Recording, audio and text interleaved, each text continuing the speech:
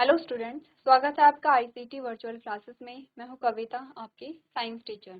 उम्मीद करती हूं आप सभी अच्छे होंगे और स्वस्थ होंगे। तो क्लास हम कंटिन्यू करेंगे अपना chapter number 5, that is the fundamental unit of life. यानी कि हम बात कर रहे थे सेल के बारे में। तो अभी तक हमने क्या बात की? हमने कहा सेल क्या है, हमारी स्ट्रक्चरल और फंक्शनल यूनिट है। यानी कि अगर हम देखें कि हमारा शरीर इससे मिलकर बना है, तो लास्ट में जो हमारे पास यूनिट आती है, जो इकाई आती है, वो क्या होगी? सेल होगी। तो काफी सारे टॉपिक को हमने यहाँ पे पढ़ लिया है सेल के बारे में, जिसमें आपने जाना सेल क्या होती है और आपने सेल की हिस्ट्री भी जानी कि यहाँ पे आपने जाना कि जो सेल है उसकी खोज किसने की, जो लिविंग सेल है यानी कि जीवित कोशिका है उसकी खोज किसने की, न्यूक्लियस की खोज यहाँ पे किसने की, और आपने यहाँ पे अलग अलग जो साइंटिस्ट है उनकी खोजों के बारे में जाना, जिसे आपको क्या करना है? पढ़ना है, क्योंकि आपकी बुक में टेबल दी गई है।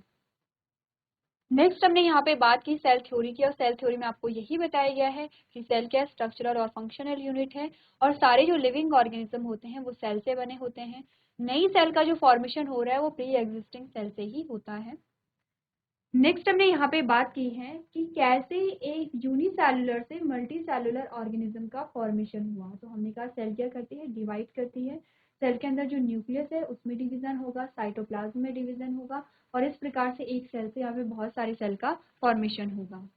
ये हमने सीक्वेंस देखा था, कैसे सेल से टिश्यू, टिश्यू से ऑर्गन, ऑर्गन से ऑर्गन सिस्टम, और ऑर्गन सिस्टम से पूरी बॉडी का यहाँ पे फॉर्मेशन होता है। नेक्स्ट हमने बात की कि जो ऑर्गेनिज्म जिनमें एक ही कोशिका पाई जा रही है उसे हम यूनिसेलुलर या एक कोशिकीय कह रहे हैं, और जिनमें एक से अधिक कोशिकाएं पाई जा रही हैं उन्हें हम मल्टीसेलुलर यहाँ पे कह रहे हैं। अब हम बात कर रहे हैं जो सेल का शेप होता है। तो सेल का शेप क्या एक ही जैसा होता है या अलग अलग होता है? हमने जाना सेल का जो शेप है वो अलग अलग यहाँ पे होता है, उनके फंक्शन भी यहाँ पे अलग अलग होते हैं। जैसे कि हमने बात की है रेड ब्लड सेल्स की, और हमने बात की है मसल सेल की। नेक्स्ट हमने यहाँ पे बात की है न्यूरॉन की। यानी कि हमारे पास अलग अलग सेल आती हैं, और अलग अलग सेल का जो फंक्शन है वो भी यहाँ पे अलग अलग होता है, प्लस उसका शेप भी अलग होता है। नेक्स्ट हमने कहा कि कैसे जो सेल हैं वो अलग अलग कार्य को करती हैं। आपके पास हेडिंग क्या आई है? कोशिकाएं जीवों में अलग अलग कार्य कैसे कर सकती हैं। क्योंकि जो सेल है उसमें बहुत सारी ऑर्गेनेलिज होती हैं, आगे जाके हम पढ़ेंगे। आपने प्रीवियस लेक्चर में पढ़ा भी है एंडोप्लाज्मिक रेटिकुलम के बारे में, गोल्जी के बारे में, लाइसोसोम के बारे में, राइबोसोम के बारे में, माइटोकॉन्ड्रिया हो गया है। यानी कि बहुत सारे ऑर्गेनेलिज होती हैं, हर ऑर्गेनेलिज का फंक्शन अलग अलग होता है, इसीलिए जो सेल है वो अलग अलग फंक्शन को यहाँ पे परफॉर्म कर पाती है। नेक्स्ट हम बात कर रहे थे जो सेल है उसके ऑर्गेनाइजेशन के बारे में, और हमारे पास यहाँ पे आए थे तीन चीजें जिनसे मिलकर सेल बनी है। हमने कहा प्लाज्मा मेम्ब्रेन है, आउटर मोस्ट कवरिंग है। सेकेंड हमने कहा न्यूक्लियस होगा जो सेंटर में, जहाँ पे क्या होता है? जेनेटिक मटेरियल प्रेजेंट होता है। और हमने कहा यहाँ पे साइटोप्लाज्म, यानी कि प्लाज्मा मेम्ब्रेन के अंदर एक लिक्विड होगा साइटोप्लाज्म में, और वहीं पे साइटोप्लाज्म में ही क्या होगा? यहाँ पे न्यूक्लियस होगा। लेकिन ध्यान दीजिए, जब हमने बात की थी यहाँ पे न्यूक्लियस की, तो हमने क्या कहा था? न्यूक्लियस मेम्ब्रेन बाउंड होता है, यानी कि ये सेल है, ये न्यूक्लियस है, और यहाँ पे साइटोप्लाज्म है। तो जो न्यूक्लियस है वो साइटोप्लाज्म से अलग है, क्योंकि यहाँ पे क्या है? डबल कवरिंग है। इसीलिए हम क्या कहते हैं कि जो न्यूक्लियस है वो यहाँ पे मेम्ब्रेन बाउंड होता है। चलिए, सबसे पहले हमने बात की थी प्लाज्मा मेम्ब्रेन की। हमने कहा था जो प्लाज्मा मेम्ब्रेन है आफ्टर मोस्ट कवरिंग है, प्रोटेक्शन प्रोवाइड करा रहा है, और जो यहाँ पे मटेरियल सेल के अंदर या बाहर जा रहे हैं वो हर कोई मटेरियल नहीं जा पाता है, सेलेक्टिवली परमेबल होती है ये मेम्ब्रेन। यानी कि जिस चीज की रिक्वायरमेंट सेल के अंदर है वही अंदर जाती है, और जिस चीज की रिक्वायरमेंट सेल के अंदर नहीं है वो अंदर से बाहर यहाँ पे जाती है।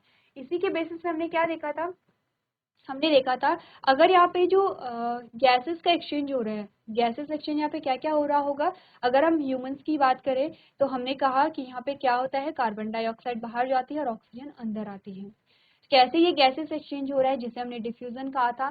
फिर हमने कहा था कि अगर हम पानी की बात करें तो हमने वहाँ पे बात की थी किसकी? ऑस्मोसिस की।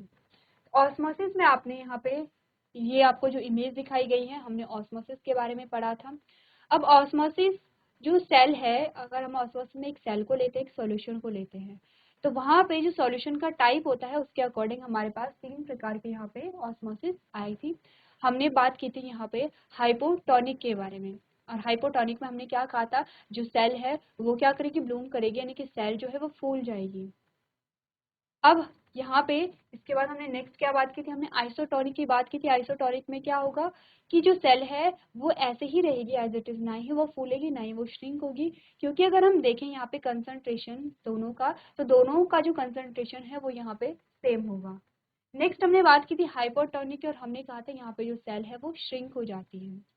तो इसी प्रकार से हमने ऑस्मोसिस के बेसिस पे 3 यहाँ पे अलग अलग प्रकार देखे थे।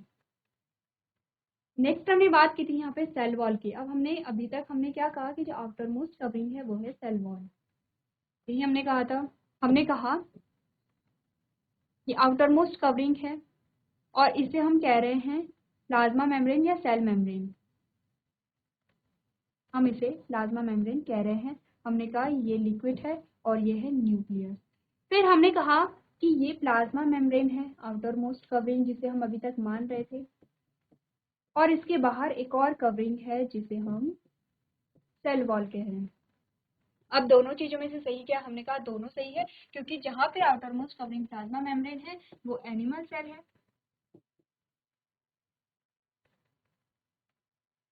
और जहां पे सेल वॉल है वो क्या है, प्लांट सेल है।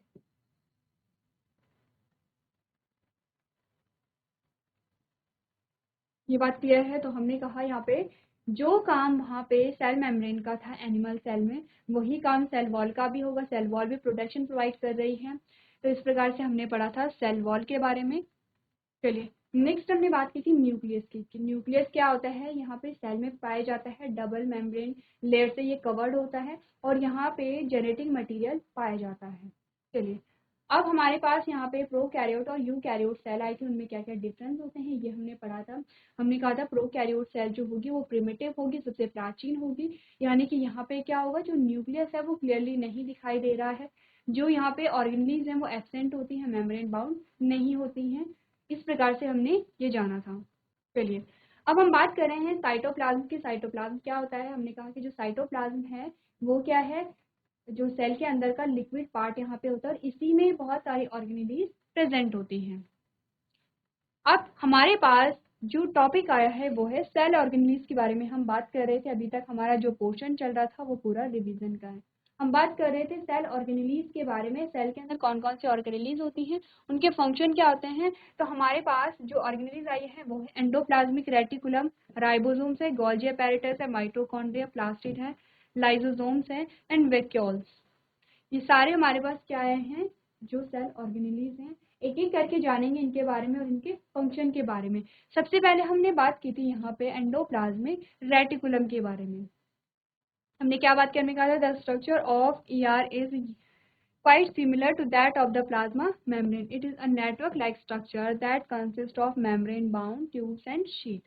अब सबसे पहले हम बात करेंगे एंडोप्लाज्मिक रेटिकुलम के बारे में, जिसे हम ER कहते हैं। तो ER क्या होता है, ट्यूब लाइक स्ट्रक्चर यहाँ पे होता है, और दो प्रकार का होता है ER यहाँ पे। कौन कौन सा यहाँ पे होता है, हमने कहा रफ एंडोप्लाज्मिक रेटिकुलम और स्मूथ एंडोप्लाज्मिक रेटिकुलम, यानी RER और SER हमारे पास होता है।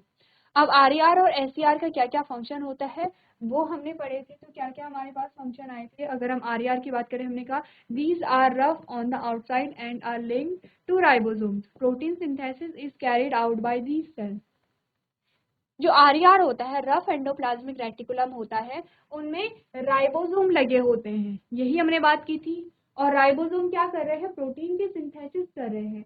तो हम कह सकते हैं कि जो रफ एंडोप्लाज्मिक रेटिकुलम होता है वहां पे प्रोटीन की सिंथेसिस हो रही है। अगर हम SER की बात करें, यानी कि स्मूथ एंडोप्लाज्मिक रेटिकुलम की, हमने कहा these are smooth on the outside and have nothing to do with ribosome, यानी कि ये जो स्मूथ एंडोप्लाज्मिक रेटिकुलम है उसमें राइबोसोम नहीं होते हैं, इसीलिए खुरदुरी नहीं है।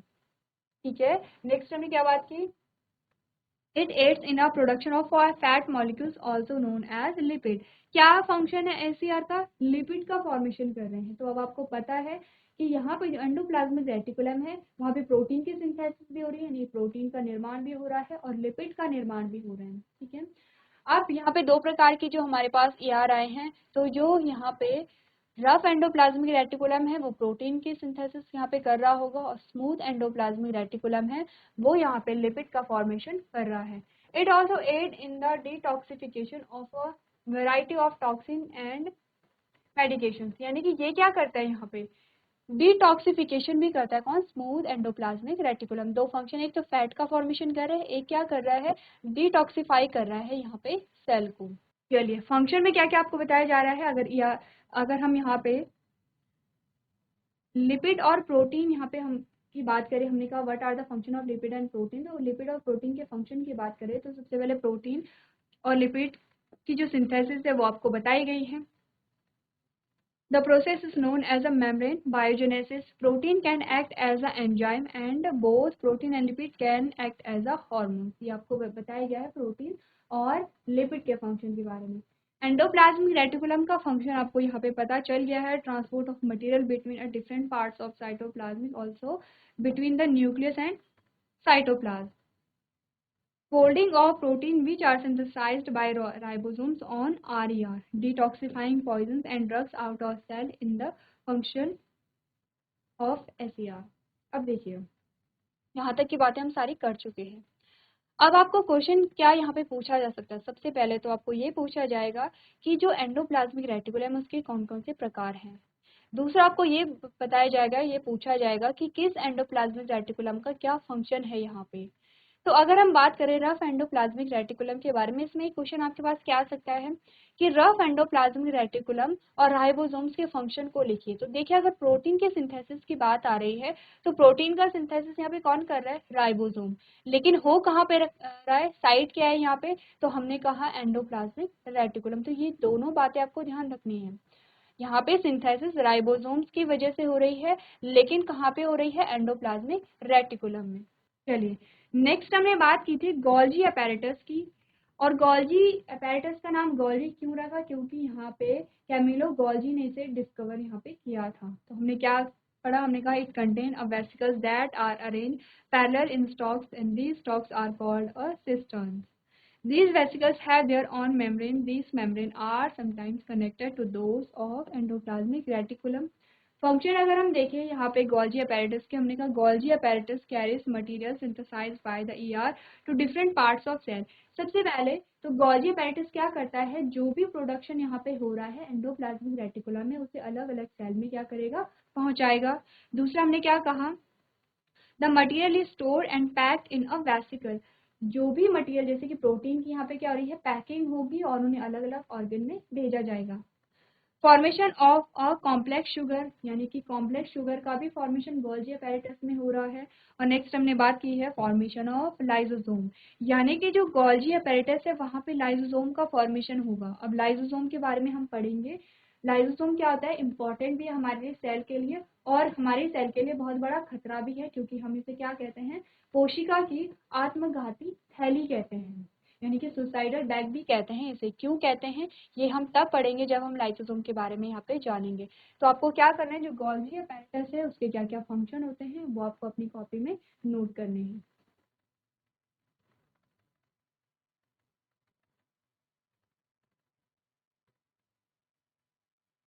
चलिए इसके बाद नेक्स्ट जो हमारे पास टॉपिक आता है ये है, आपको गोल्जी अपैरेटस की इमेज यहाँ पे दिखाई गई है और आपको जो वेसिकल्स हैं उनका यहाँ पे स्ट्रक्चर दिखाई गई है। अब हम बात करेंगे लाइसोसोम के बारे में कि लाइसोसोम को क्यों हम आत्मघाती थैली कह रहे हैं। देखिए जो लाइसोसोम होता है उसमें डाइजेस्टिव एंजाइम्स होते हैं और वो इतने स्ट्रॉन्ग होते हैं कि जो भी यहाँ पे जो वेस्ट मटेरियल होता है तो उनका ये डाइजेशन कर लेते हैं।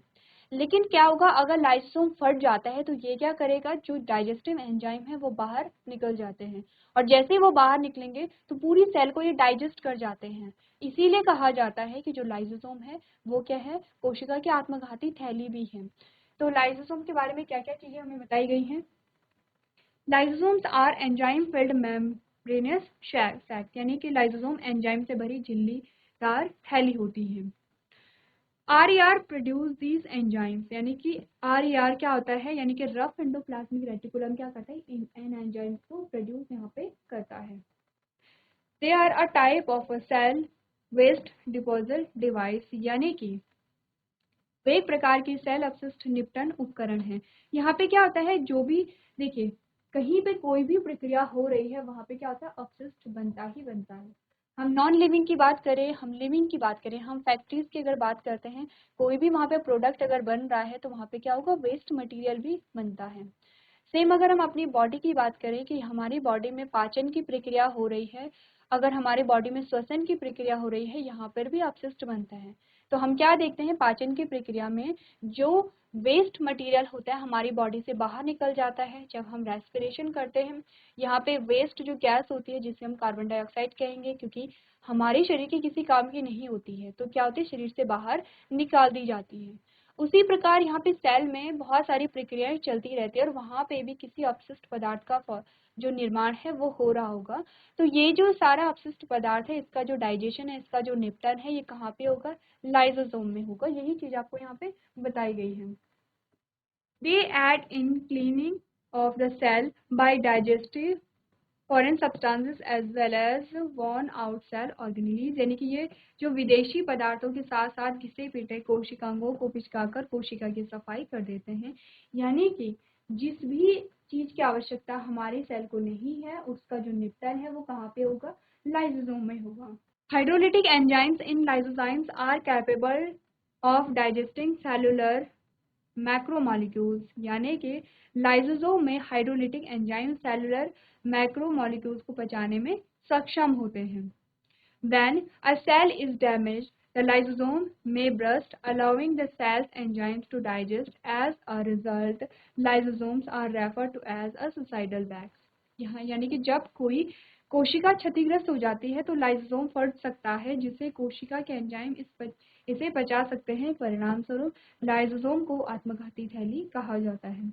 यही कहा जा रहा है कि अगर जो सेल है वो ब्रस्ट हो गई या डैमेज हो गई और उसकी वजह से जो लाइसोसोम है वो फट गया, यानी कि लाइसोसोम के अंदर क्या होगा, यहाँ पे जो एंजाइम्स है हाइड्रोलिटिक एंजाइम वो होंगे, और अगर वो हाइड्रोलिटिक एंजाइम बाहर आ जाएंगे तो ये अपनी ही सेल को डाइजेस्ट कर लेते हैं, तो सेल क्या होगी, पूरी डिस्ट्रॉय हो जाएगी। ये आपको यहाँ पे लाइसोसोम का डायग्राम बताया गया है। ये क्या है, आउटर पोर्शन है और अंदर आपको एंजाइम्स दिखाई दे रहे हैं। तो आपको क्या बताया गया था, यहाँ पे जो मेम्ब्रेन जो भी ऑर्गेनेलीज होती हैं वो मेम्ब्रेन बाउंड होती हैं। तो ये जो एंजाइम्स है ये अंदर हैं, अगर समहाउ ये जो ब्रस्ट हो गई मेम्ब्रेन, तो ये जो एंजाइम्स है वो बाहर निकल जाते हैं और सेल को ही डाइजेस्ट कर लेते हैं। तो इम्पॉर्टेंट है, आपको ये ध्यान रखना है कि लाइसोसोम का फंक्शन क्या होता है। दूसरा, क्यों लाइसोसोम को हम कोशिका की आत्मघाती थैली कहते हैं। चलिए अब हम बात करेंगे माइटोकॉन्ड्रिया के बारे में, और आपने एक लाइन पढ़ी होगी कि माइटोकॉन्ड्रिया क्या है, सेल का पावर हाउस है। क्यों माइटोकॉन्ड्रिया को पावर हाउस कहा जा रहा है, तो हम यहाँ पे देखेंगे mitochondria are cellular organelles that are known as the power house of a cell. सबसे पहले यही बताया जा रहा है कि कोशिकाओं के पावर हाउस के रूप में जाना जाता है किसे, माइटोकॉन्ड्रिया को। अ double membrane separate these from the rest of the body, यानी कि इसमें क्या होती है, दोहरी झिल्ली होती है जो कि इसे बाकी हिस्सों से अलग करती है।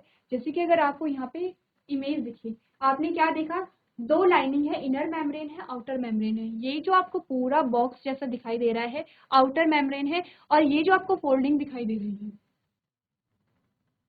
ये जो आपको फोल्डिंग दिखाई दे रही है ये क्या है, यहाँ पे इनर मेम्ब्रेन है।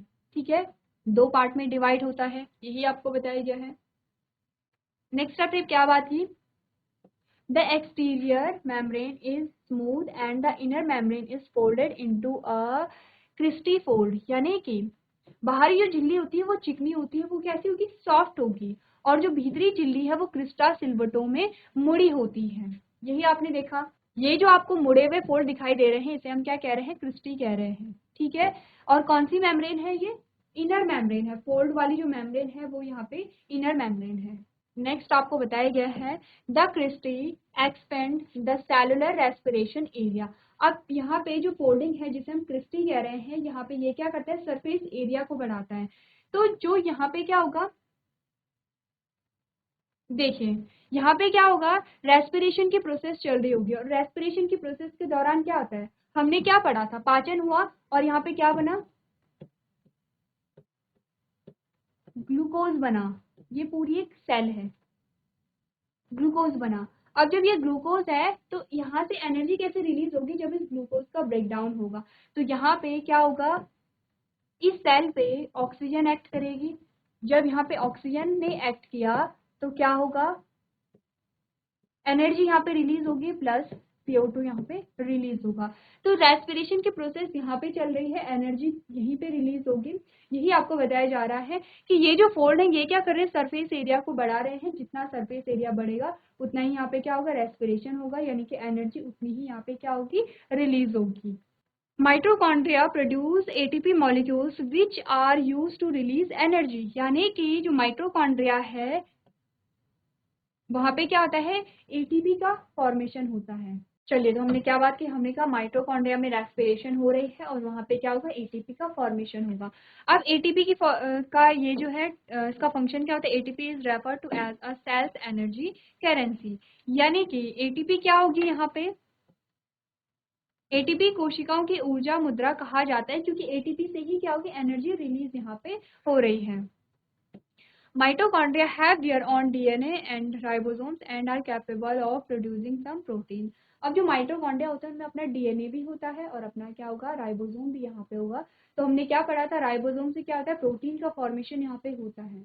तो ये क्या कर अपने प्रोटीन का फॉर्मेशन यहाँ पे कर सकते हैं। तो ये आपने पढ़ा किसके बारे में, माइटोकॉन्ड्रिया के बारे में। सबसे पहले आपको माइटोकॉन्ड्रिया का स्ट्रक्चर यहाँ पे पता होना चाहिए कि जो माइटोकॉन्ड्रिया उसका स्ट्रक्चर क्या है।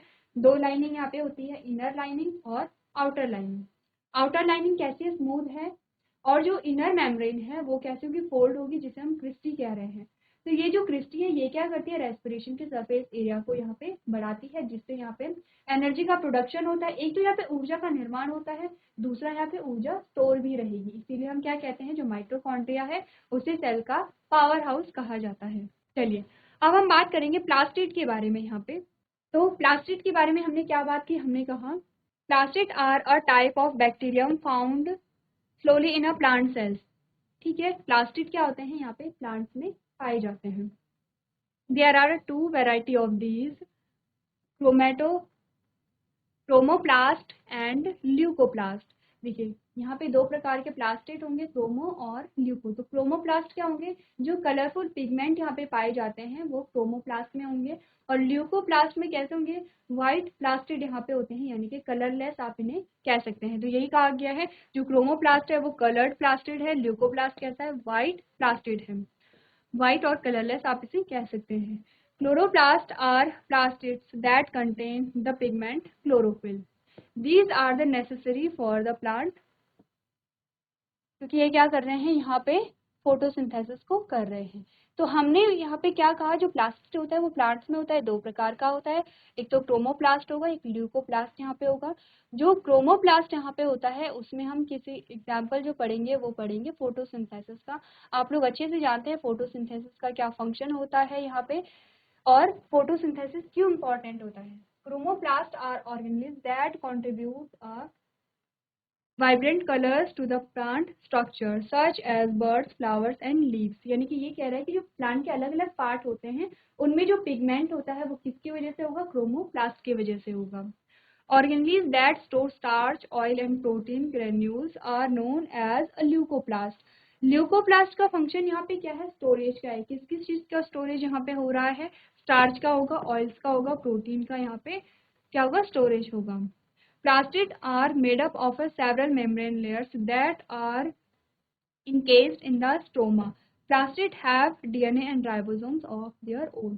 अब देखिए इंपॉर्टेंट चीजें क्या है, आपसे ये पूछा जा सकता है वो कौन सी ऑर्गेनेलीज होती हैं जिनमें अपना डीएनए और अपना प्रोटीन यहाँ पे होता है। दो चीजों के बारे में आपने पढ़ा, एक तो आपने माइटोकॉन्ड्रिया में देखा जिसमें अपना प्रोटीन है और अपना राइबोसोम्स है, दूसरा आपने प्लास्टिड के बारे में देखा जिसमें अपना राइबोसोम्स है और अपना यहाँ पे डीएनए है।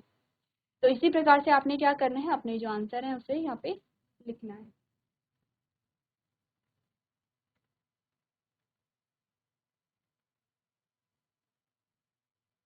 तो क्लास आपने क्या करना है, जो भी आपको चीजें यहाँ पे बताई गई हैं सेल ऑर्गेनेल्स के बारे में और उनके फंक्शन के बारे में, वो आपको घर से रिवाइज करके लेके आना है। तो आज के सेशन में हम इतना ही करेंगे। अभी तक क्लास में बने रहने के लिए आपका धन्यवाद।